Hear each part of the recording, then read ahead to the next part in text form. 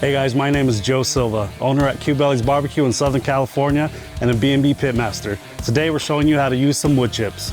Wood chips are tiny pieces of wood that are perfect for quick cooks.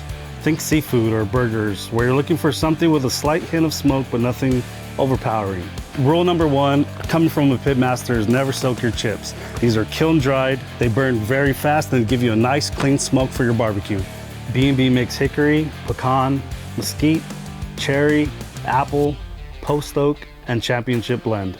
And when you see apple or hickory or pecan, they are literally chopped from that specific tree. There are various ways to use wood chips. You can place them in a smoker box and add that in a gas grill over the fire. You can use them in a foil boat in any grill, or you can add them directly onto charcoal. They'll ignite quickly, they'll burn quickly, so they'll give you a nice, real quick smoke flavor to your food. Make sure to grab a bag of B&B wood chips next time you're shopping to experience the flavor.